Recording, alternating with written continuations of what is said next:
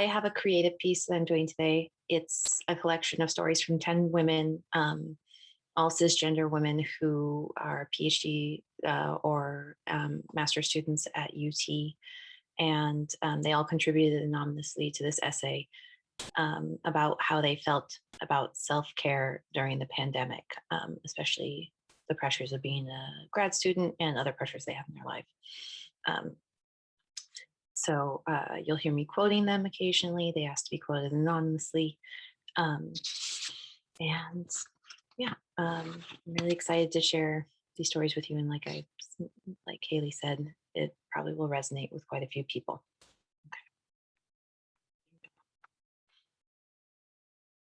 Practice self-care. Take time to fill your cup. Exercise and lean into your support group. When I pour into myself, I can shine my light onto others. I can make time to nourish my mind, body, and spirit.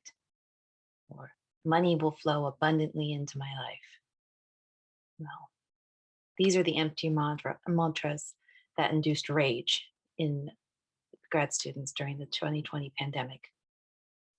They said these words were written for people with resources I don't have, or for people who don't look like me, or act like me, or think like me.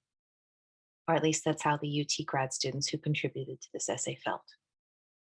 We are all told to practice self-care that is essential for our well-being, personal and professional success, and for our relationships with others. But for the 10 UT female graduate students who participated in this essay, self-care felt like a rage-inducing, elitist proposition. These women share their experiences of trying to care for themselves and their loved ones while in grueling graduate programs during a horribly mismanaged pandemic. The image they are sold of self-care does not conform to the reality of their lives, so each woman forges ahead, inventing ways to rest and to practice self-care through necessity and ingenuity. Some of the contributors are in coursework, others are in the dissertation phase, and some are mothers. All are in relationships. Only one felt it was possible to practice self-care as a graduate student during the pandemic. And full disclosure, this person was not me.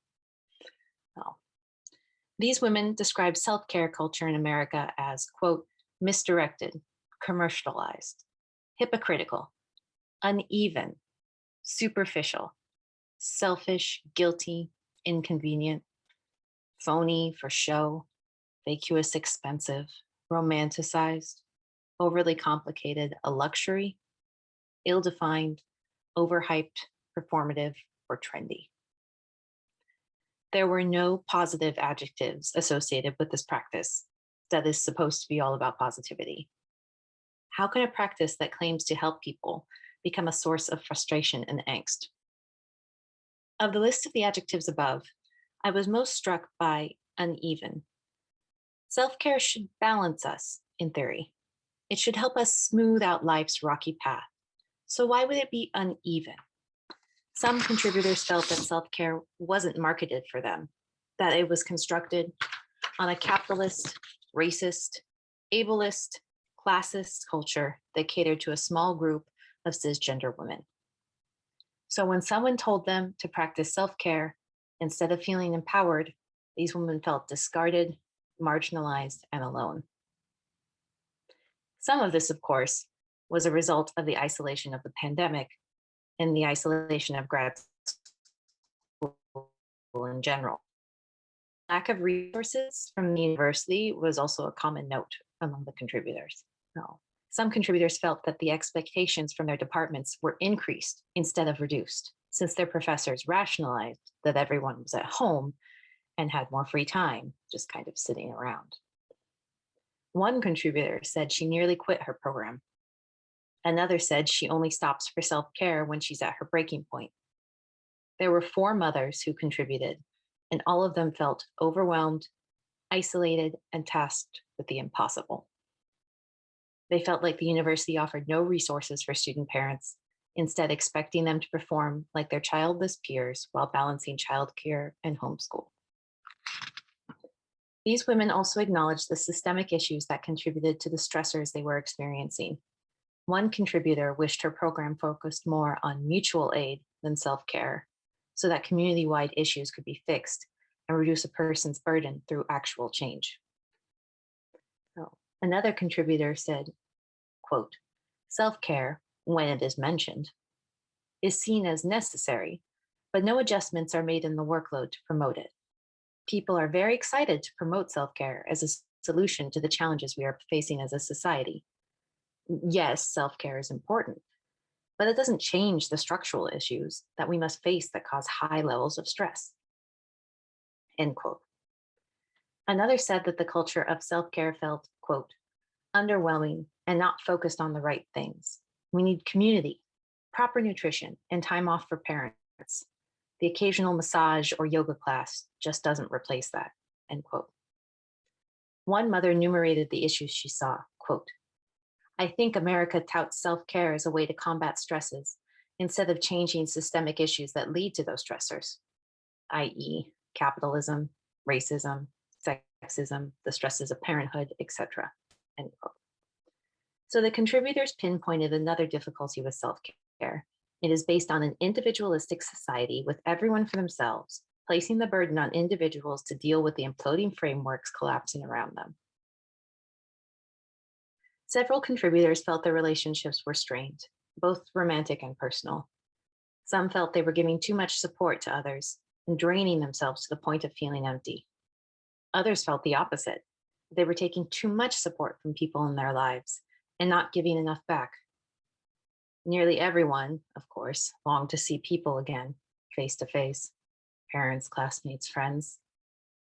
Some felt that their homes had turned into pressure cookers, with partners taking out their stress on each other because there was literally nowhere else to go and no one else to turn to. While some of this is obviously a universal experience of the pandemic, one thing that was unique to the story of grad students is the pressure to work 24/7. Those with 9-to-5 jobs working from home have set hours and set time off, and grad students can work as often and as much as their schedule allows. Several contributors felt like they were drowning in the constant expectation to work, to produce, to spend every free moment producing academic work. One felt like she was receiving conflicting messages from her program. Quote, you are supposed to practice self-care, but you should feel guilty about it because you should be working and be productive, and self-care is not considered productive. No, end quote. Days became cycles of working and sleeping with no rhythm or pattern, just never-ending to-do lists. I became interested in collecting stories about self-care during the pandemic because of how alone and lost I felt while trying to complete my work, shelter in place, meet my needs, meet my child's needs, and keep my house from dissolving into a health hazard. Every time someone talked to me about making time for self-care, I wanted to scream. So I wanted to know if it was just my experience, or perhaps just the experience of those who suddenly found themselves locked at home with their children, or if what I saw was as an elitist, classist, homophobic, white supremacist, ableist, capitalist, individualist veneer of self-care was as infuriating to me as it was to others. It was as infuriating to others as it was to me. From the stories I collected, the culture of self-care in America seems to be serving very few graduate students. So I'd like to end on this note to UT.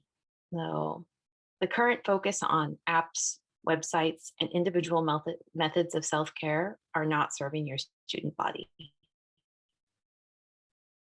Ways to make systemic change, to create community, to serve students of color, to create resources for non-traditional students such as student parents, and put your money there.